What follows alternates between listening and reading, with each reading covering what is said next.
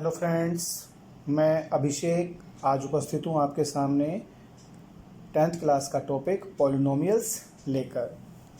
Polynomials हमने 9th class में भी पढ़ा हुआ है, वहीं से हम आगे कंटिन्यू करेंगे। कुछ टर्म्स हैं जो 9th क्लास की यूज़ होंगी, देखते हैं कैसे।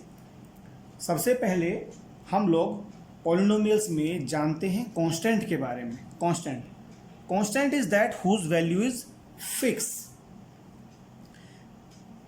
ये दो तरह के होते हैं, पहला टेम्परेरी कांस्टेंट और दूसरा एब्सोल्यूट कांस्टेंट, जिनको कि हम परमानेंट कांस्टेंट भी कहते हैं। मान लीजिए मेरे पास एक 100 रुपीज़ का नोट है, तो 100 रुपीज़ का नोट चाहे आप देखें, चाहे कोई और देखे, चाहे मैं देखूं, वो 100 रुपीज़ का ही रहेगा, उसकी वैल्यू फिक्स रहेगी। अगर एक कार हमारी किसी यूनिफॉर्म स्पीड से चल रही है तो उसकी स्पीड चाहे मैं मेज़र करूं, चाहे आप मेज़र करें, किसी भी सर्कमस्टांस से मेज़र करें, वो फिक्स रहेगी, कांस्टेंट रहेगी। उनको हम कहते हैं एब्सोल्यूट कांस्टेंट। दूसरी टाइप होती है हमारे पास टेम्परेरी कांस्टेंट। मान लीजिए हमने किसी बच्चे को पॉकेट मनी के रूप में पर डे 10 रुपीज़ देने शुरू किए, तो आफ्टर 2 डेज उसके पास 20 रुपीज़ होंगे, आफ्टर 3 डेज उस बच्चे के पास 30 रुपीज़ होंगे, आफ्टर 10 डेज उसके पास 10 मल्टीप्लाई बाय 10 100 रुपीज़ होंगे। तो ये वैल्यू जो चेंज हो रही है अभी भी कांस्टेंट, लेकिन it is dependent over number of days. That's why in spite of being constant it is varying. ये टेम्परेरी कांस्टेंट है, जैसे जैसे आपके नंबर ऑफ डेज बदल रहे हैं इसकी वैल्यू बदल रही है, तो ये हमारा कहलाता है temporary constant. Polynomial is this kind of expression which is written as a0 plus a1x plus a2x square plus so on, last में an x की पावर n। जो ये हाईएस्ट पावर होती है, जो भी कुछ हाईएस्ट होगी, हम उसको बोलते हैं degree. It is the degree of polynomial. अगर यहाँ पे हाईएस्ट टर्म x की पावर 3 वाली होती तो इसकी डिग्री 3 हो जाती। पॉलिनोमियल जैसा नाम से ही क्लियर है, पॉलिनोमियल। पॉली माने मैनी और more than two. Nomial means terms, तो इसमें मोर देन 2 टर्म्स हो वो पॉलिनोमियल कहलाता है। जैसे मोर देन 2 टर्म्स हमारे पास हैं, a0, a1, a2 so on an तक, जो भी कुछ x के x स्क्वायर के x की पावर n के मल्टीप्लायर्स हैं, हम उन सबको कहते हैं कोफिशिएंट्स। और ये सारे रियल नंबर्स होने चाहिए हमारे पास, और जितनी भी पावर्स हैं हमारे पास x की, वो सभी हमारी होनी चाहिए होल नंबर। ये नोट करने लायक बात है हमारे पास कि ये जो पावर है that should be a whole number. जब हम चेक करेंगे कि कोई भी एक्सप्रेशन पॉलिनोमियल है या नहीं, तो सबसे पहले हम चेक करेंगे कि जो पावर है वो होल नंबर है, then it is a polynomial, otherwise वो पॉलिनोमियल नहीं है। अब आप टर्म की जजमेंट लीजिए। एक रियल नंबर यहाँ पर लिखा हुआ है, रियल नंबर, उसके साथ इनटू है एक्स मतलब वेरिएबल, पावर होल नंबर है। तो जब भी कभी कोई ऐसा कॉम्बिनेशन होगा, रियल नंबर इनटू वेरिएबल और वेरिएबल की पावर कोई होल नंबर, वो सिंगल टर्म काउंट होगी, सिंगल टर्म। और जो वेरिएबल के साथ में यहाँ इनटू होगा वो कहलाएगा coefficient of that term. Plus minus के कॉम्बिनेशन के साथ ये टर्म्स कंटिन्यू करती जाएंगी, then a polynomial will be formed. Polynomial में टाइप्स आती हैं। If a polynomial has only one term then it is called monomial. Having one term, जैसे मान लीजिए आपके पास केवल 2x है, सिंगल टर्म, केवल आपके पास 3x स्क्वायर है, single term, then it is called a monomial. Binomial having 2 terms, 2x plus 3, देखिए आपके पास 2 टर्म हो गई हैं, then it is called a binomial. अगर आपके पास टर्म हो 7x माइनस 9x स्क्वायर, मेरे को केवल इस कॉम्बिनेशन से मतलब है, आपके पास ये 2 टर्म्स हो गई हैं, then it is a binomial. Check करते हैं पॉलिनोमियल्स के लिए। X square plus 7x plus 3, 1 term, 10 term हो गई है हमारे पास।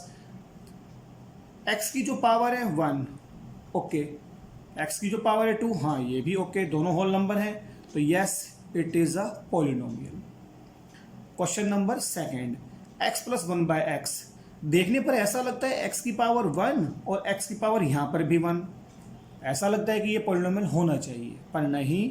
जब भी कभी हमें वेरिएबल्स की पावर को जज करना है, that should be present in numerator, तो आप लिखेंगे x plus x raise to the power -1। अब आप जजमेंट लेंगे, 1 होल नंबर है, बिल्कुल है, -1 नहीं है तो आप इसको काट देंगे, तो ये एक पॉलिनोमियल नहीं होगा।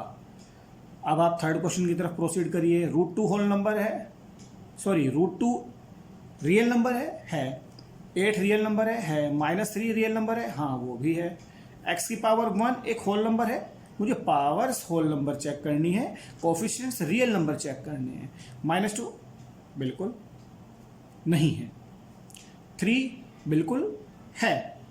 जब भी कभी कोई होल नंबर है तो वो पॉलिनोमियल होगा, और जब भी कभी कोई पॉलिनोमियल में मतलब एक्सप्रेशन में निगेटिव पावर आ जाती है तो वो एक पॉलिनोमियल नहीं होता। नहीं, ये एक पॉलिनोमियल नहीं है। थर्ड कंसेप्ट, √0 और सॉल्यूशन। ये कंसेप्ट हमने 9th क्लास में पढ़ा हुआ है। मान लीजिए आपको कहा जाता है वहाँ पर y = 2x - 4। वहाँ पर आपको y नहीं बताया जाता था, आप लोगों से कहा जाता था px = 2x + 4। आप इस पॉलिनोमियल की मेरे को 0 बताएं। 0 बताने के लिए हम क्या किया करते थे, 2x - 4 को 0 फीड किया, 2x = 4 आया, देन x = 2 आया। इस वैल्यू को हम लोग 0 कहते थे, और बाद में रिमाइंडर और फैक्टर थ्योरम के लिए इसको यूज़ भी किया जाता था कि अगर x = 2 पे रिमाइंडर 0 आ गया, then x - 2 will be a factor. कुछ इस तरह के कंसेप्ट भी हमने 9th क्लास में पढ़े हुए हैं, लेकिन फिलहाल हम कंसंट्रेट कर रहे हैं √0 सॉल्यूशन पे। इन तीनों का एक्चुअल मीनिंग क्या है। 10th क्लास में एक सिंपल सा कंसेप्ट आपको समझाता हूँ। अगर यहाँ पर एक सिंगल वेरिएबल है जो कि एक पॉलिनोमियल बनवा रहा है, पॉलिनोमियल की सारी कंडीशंस को पूरी कर रहा है, और मुझको ये ग्राफ पर प्लॉट करना है। ग्राफ प्लॉट करना हमने 9th क्लास में सीख चुके हैं, लीनियर इक्वेशंस इन 2 वेरिएबल्स में। तो आपको इस पॉलिनोमियल को y के इक्वल फीड करना होगा। आप क्या करेंगे, y = 2x - 4, y को आप इधर शिफ्ट कर दीजिए, 4 को इधर शिफ्ट कर दीजिए, आपको इक्वेशन मिलती है 2x - y = 4। आप कुछ वैल्यूज़ लेते हैं, आप इन वैल्यूज़ को मैं ओरल करके बताऊंगा आपको, आप जल्दी समझ पाएंगे क्योंकि ये सब कुछ हमने 9th क्लास में किया हुआ है। अभी हम जस्ट इंट्रो की बात कर रहे हैं, तो समझते हैं क्या क्या चलता है। मान लीजिए आपने यहाँ पर y को फीड किया 0, x y को आपने 0 फीड किया, तो 2x = 4 and x will be equal to 2। मान लीजिए आपने y को फीड किया 2, 4 + 2 6, x will be equal to 3। मान लीजिए आपने y को अब की बार फीड किया 4 + 4 8, 2x = 8 and x will be equal to 4। आपके पास 3 वैल्यूज आ गई हैं। 3 वैल्यूज आने के बाद आप इसको प्लॉट इजीली कर सकते हैं। मैंने ये ग्राफ पहले से बना दिया है। यहाँ पर 1 2 3 4 5 6 7 8, 1 2 3 4 5 6 7, x = 2 y 0, x = 2 y 0, x = 3 y 2, x = 3 y 2। ये पॉइंट आपको यहाँ पर मिलता है। मैं ग्राफ को थोड़ा सा और आगे तक प्रोसीड कर देता हूँ। x = 4 y = 4, x = 4 और y = 4, आपको ये पॉइंट यहाँ पर मिलता है। आप इन तीनों पॉइंट्स को जैसे ही ज्वाइन करेंगे और प्रोसीड करेंगे डाउनवर्ड एंड अपवर्ड, तो आपको एक लाइन मिलती है।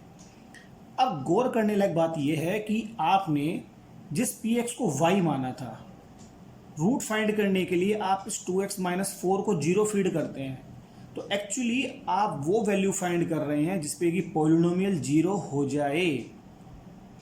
अल्टरनेटली मैं क्या कह सकता हूं, y 0 हो जाए, और y 0 कहां पर होता है, हमेशा x एक्सिस पर। तो आपको ये समझाना चाहता हूं कि वो पॉइंट जहां ये x एक्सिस को कट करे, x एक्सिस को कट करे, that point will be the solution या 0 of px। 9th क्लास में हमारी डीलिंग सिर्फ लीनियर इक्वेशंस के साथ थी, हमने उन्हीं के रूट्स फाइंड किए हुए थे। पर अब 10th क्लास में हमारी डीलिंग क्वाड्रेटिक इक्वेशंस के साथ होगी, जैसे x² - 6x + 8 x square minus 4x plus 4। मैंने आप लोगों के लिए ये 2 एग्जाम्पल्स लिए हैं, हम इनके थ्रू समझेंगे कि इनके रूट्स क्या होते हैं। रूट्स जैसा मैंने आपको समझाया, जहाँ पर ये 0 हो जाए इसके फैक्टर कर लेते हैं। 8 बन जाए 8 से आपको 6 लाना है, तो आप लिख सकते हैं x square minus 4x minus 2x plus 8 is equal to 0। आप यहाँ से x कॉमन लेते हैं, x माइनस 4 माइनस 2 कॉमन लेने पर x minus 4 is equal to 0, और आपको मिलता है x minus 4 into x minus 2 is equal to 0। तो आपको रूट्स मिलते हैं, x is equal to 4 and x is equal to 2। ये वैल्यू मैं यहाँ पर लिख देता हूँ, x इज इक्वल टू 4 और 2। आपको 2 रूट्स मिले। आप मेरी ये बात ध्यान रखिएगा, जिस भी पॉलिनोमियल के डिग्री जितनी होगी उसके मैक्सिमम उतने रूट्स आ सकते हैं, उससे एक्सीड नहीं कर सकते, उससे या तो कम रहेंगे या डिग्री के इक्वल होंगे। चलिए अब इस बात को थोड़ा अच्छे से समझने की कोशिश करते हैं ग्राफिकल मेथड से। ग्राफ माने क्या है, जहाँ ये कट करे किसको, एक्स एक्सिस को। तो यहाँ पर हम लोग ग्राफ प्लॉट करने की कोशिश करते हैं। ग्राफ प्लॉट करने के लिए हमको इसके लिए 1 या 2 वैल्यू से काम नहीं चलता है, जैसा कि हमारे पास 9th क्लास में होता था कि लाइन प्लॉट करने के लिए हमने केवल 2 वैल्यूज ली और दोनों पॉइंट्स को ज्वाइन किया और लाइन बन गई। यहाँ पर ऐसा नहीं होगा, हमको काफ़ी सारी वैल्यूज चाहिएंगी। हम कैलकुलेशन स्टार्ट करते हैं अपनी। y की वैल्यू मान लीजिए आपने यहाँ पर फीड किया सबसे पहले x इज इक्वल टू 3, तो y क्या होगा 3 का स्क्वायर माइनस 6 इंटू 3 प्लस 8, 3 का स्क्वायर 9, 6 3 जा 18, 9 minus 18 plus 8 is equal to 9 और 8 17, 17 में से 18 गए माइनस का 1, तो आपको मिल जाता है y is equal to minus 1। ये मैं टेबल बना देता हूँ, टेबल से हम जल्दी से समझ जाएंगे सभी वैल्यूज़ को। यहाँ पर x, यहाँ पर y, अगर ज़रूरत पड़ेगी एक वैल्यू और ले लेंगे। अब मैं नेक्स्ट कॉम्बिनेशन बनाने की कोशिश करता हूँ, x इज इक्वल टू 2। देखिए क्या होता है, तो आपको मिलेगा y इज इक्वल टू 2 का स्क्वायर माइनस 6 इंटू 2 प्लस 8, 2 का स्क्वायर 4 माइनस 12 प्लस 8, 12 माइनस 12 0। ये वैल्यू आप डायरेक्टली यहाँ से भी सोच सकते थे, ये इक्विवेलेंट है क्योंकि इसी के फैक्टर है। x2 पुट करने पर 0, x4 पुट करने पर भी 0, तो मैं डायरेक्टली इस्तेमाल करूँगा आप 4 के लिए y इज इक्वल टू 0। आप क्या कह सकते हैं, x इज इक्वल टू 4 होने पर y is equal to 0। 1 2 3 values आपके पास आ चुकी है। लिख लेते हैं पहले इनको, x is equal to 3, x is equal to 2 और x is equal to 4। Values आई थी -1, 0 और 0, इन दोनों पर 0 0 वैल्यू आई हैं। अब मान लीजिए मैं वैल्यू यहाँ पर फीड करता हूँ 1, x इज इक्वल टू 1 और x is equal to 5। x is equal to 1 feed करने पर, x is equal to 1 feed करने पर 1 का square y is equal to 1 का स्क्वायर माइनस 6 इंटू 1 प्लस 8, 8 और 1 9, 9 में से 6 गए 3, तो आप कहेंगे x1 पर 3। अब आपने फीड किया x is equal to 5, value आती है 5 का स्क्वायर माइनस 6 इंटू 5 प्लस 8, 5 का square 25, 25 minus 30 minus 5, minus 5 plus 8 3, दोनों वैल्यू 3 आती है। लिख दीजिए आप इसको। अब मुझको नेक्स्ट जजमेंट ये लेनी है, मुझको समझ नहीं आएगा कि मैं ऐसे प्लॉट करूं या कैसे इसको लेकर जाऊं, तो मुझको सबसे पहले एक कंसेप्ट है जो +1 का कंसेप्ट होता है एक्चुअली, इनकी मिनिमम वैल्यू और मैक्सिमम वैल्यूज़ का। मैं देखता हूं एक्स स्क्वायर माइनस 6 प्लस 8 है, तो मैं इसको स्क्वायर में कन्वर्ट करने की कोशिश करता हूं, बिकॉज हमको पता होता है स्क्वायर इज ऑलवेज पॉजिटिव। तो देखिए x square minus 6x plus, यहाँ पर जो ये कंसेप्ट है 6x, ये जो टर्म है आपके पास, इसको आप 2ab से कंपेयर करिए। ये a का स्क्वायर x का स्क्वायर माइनस 2ab, तो यहाँ पर 3 आता है। 3 का स्क्वायर 9, 9 मैंने प्लस कर दिया, प्लस का 8, 9 मैंने माइनस कर दिया, तो मेरी इक्वेशन में कोई चेंज नहीं आया। मैंने ऐसा क्यों किया, ताकि ये कंप्लीट स्क्वायर बन सके, +9 -9। तो ये बन जाता है मेरे पास x - 3 का स्क्वायर -1 = 0। अब कंसेप्ट ये है कि ये जो भी एक्सप्रेशन है ये किसके इक्वल है, y के। स्क्वायर इज ऑलवेज पॉजिटिव, जिसका भी आप स्क्वायर लेंगे पॉजिटिव होगा और इंक्रीज करेगा। आप वैल्यू -1 लेंगे तब भी स्क्वायर आएगा, प्लस होगा। तो इस एक्सप्रेशन की पूरी की जो वैल्यू है वो -1 आएगी, मिनिमम वैल्यू जो आएगी -1 आएगी। -1 में कुछ ना कुछ ऐड होगा, चाहे आप x जो मर्जी रखिए, तो मिनिमम वैल्यू y की आएगी -1। कहाँ पर, जहाँ ये 0 हो जाए, x = 3 पर। तो x = 3 पर y = -1, ये मिनिमम वैल्यू है।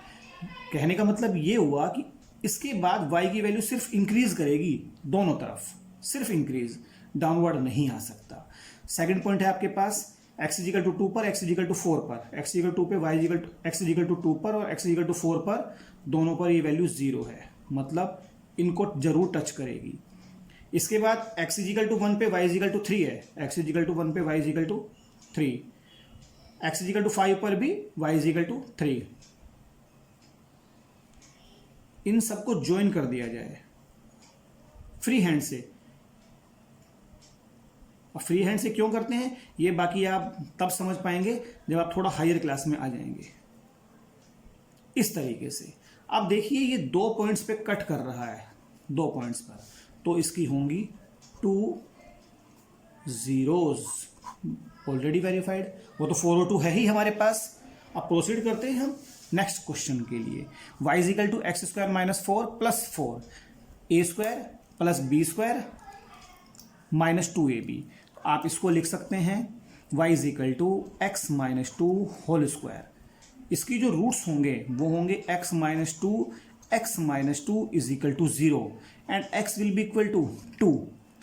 ध्यान ये करना है कि इसको खाली 2 ना लिखें, रिपीटिंग है, मैंने पहले ही बताया, अगर डिग्री 2 है then it should be written like this 2 2, या लिखिए 2 बट रिपीटिंग।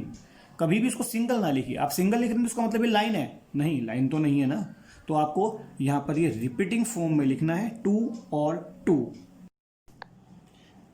आइए प्लॉट करते हैं इसको भी। इसको लिखा जा सकता है y = x - 2 का होल स्क्वायर।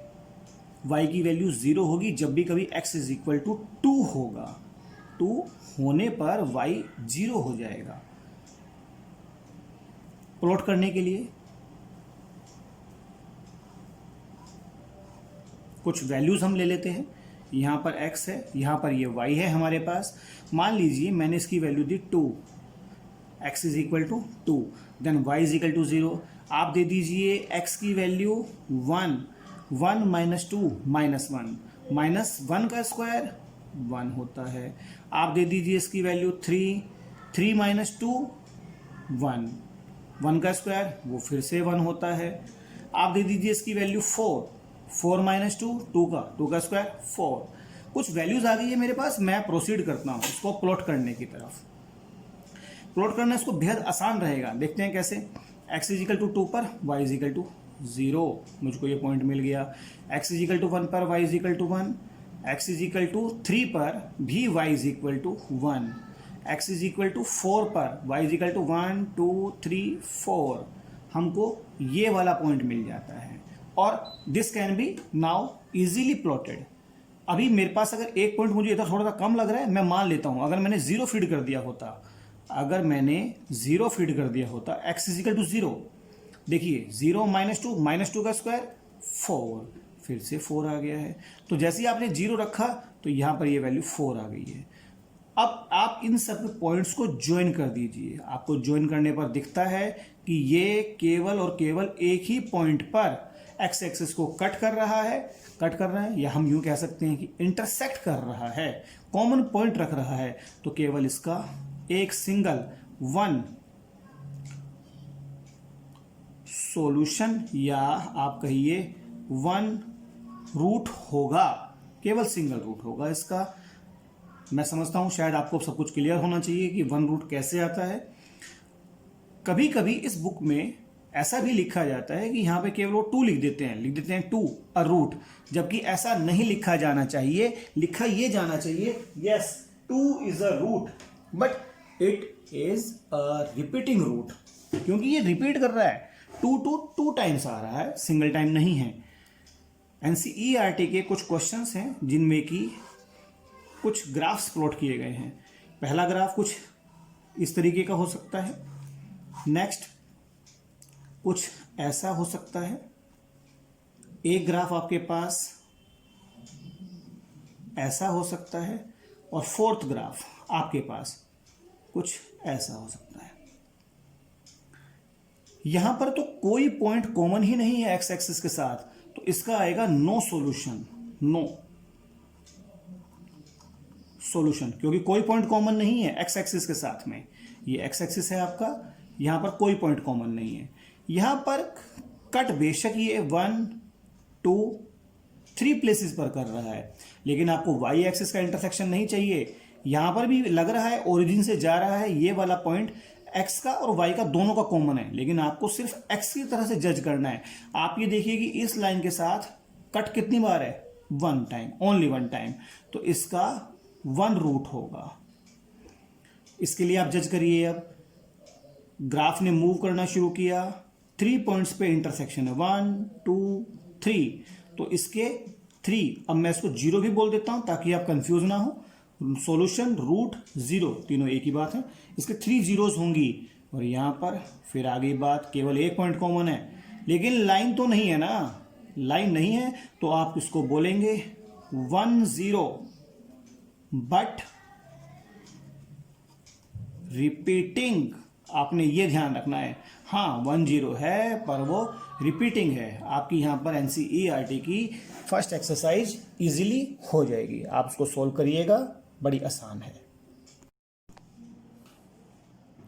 एक दिए हुए पॉलिनोमियल, क्वाड्रेटिक पॉलिनोमियल के लिए, जो कि P X is equal to A X square plus B X plus C होता है, अगर उसके रूट्स अल्फा बीटा हों, अल्फा रूट का मतलब जो उसको सेटिस्फाई करे, जो उसको 0 बना दें, उसके लिए हमारे पास एक फॉर्मूला होता है, sum of roots is given to be minus B upon A and product of roots is given to be C by ए।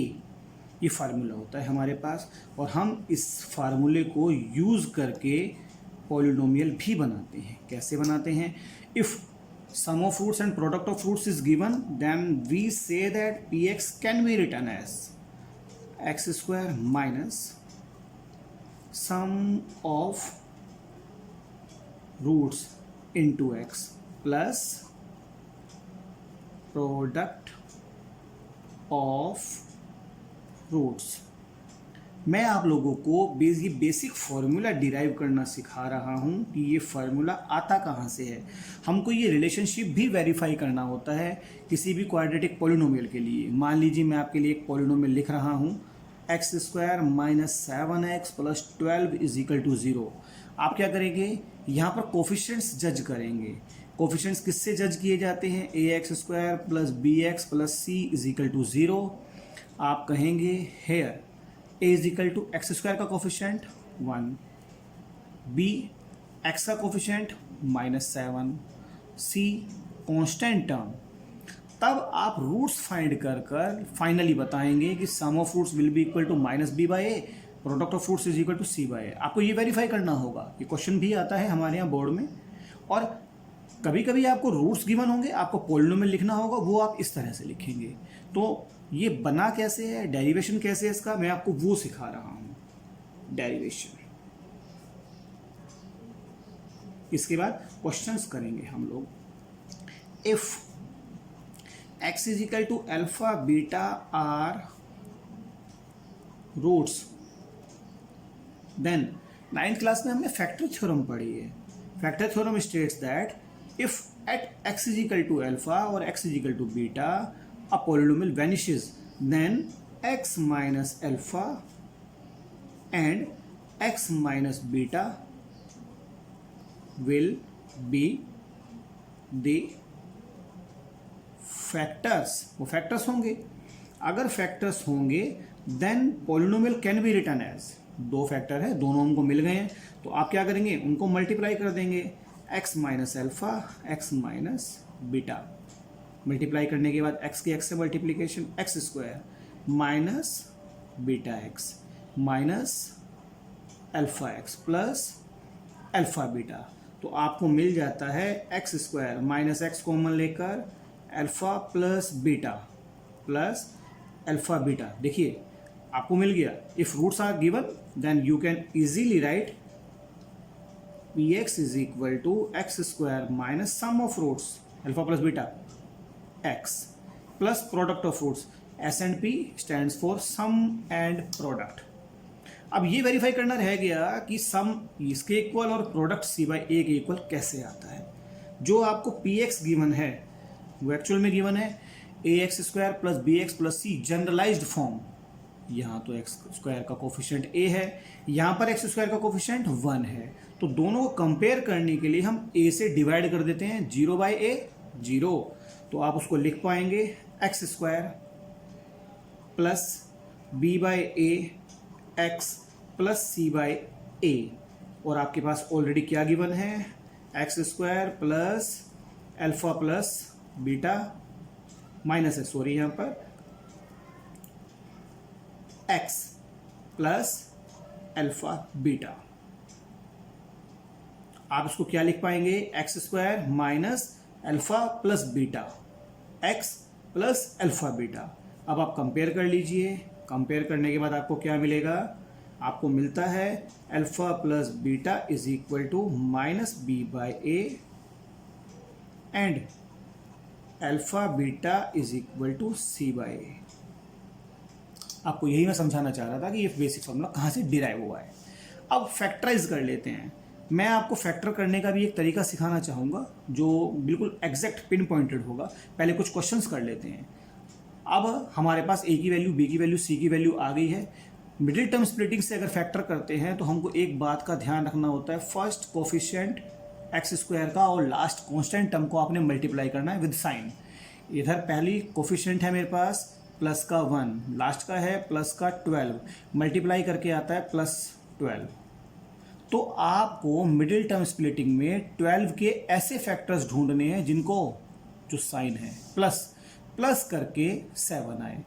तो 12 के ऐसे फैक्टर कौन से होते हैं, 3 4 जा। तो आप लिखेंगे x square minus 4x minus 3x plus 12 is equal to 0।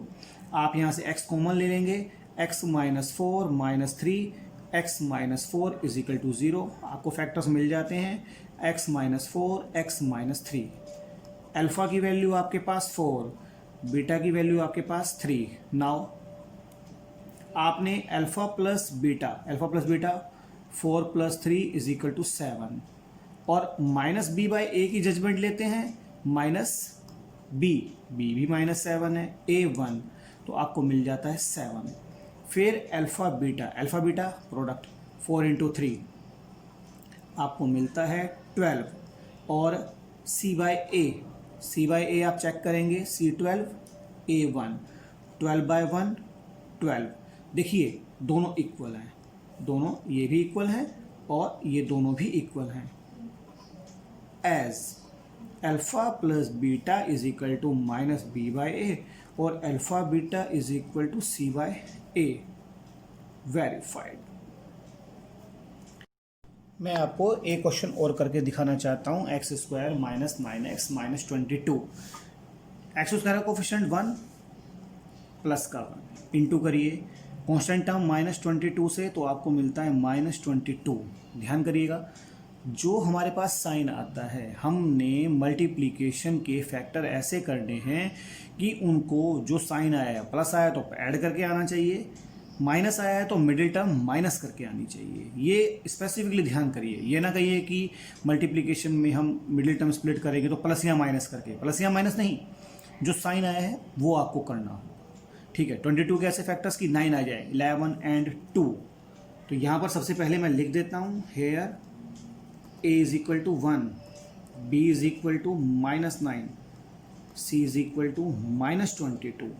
Factors करते हैं, x square minus 11x plus 2x minus 22 is equal to 0।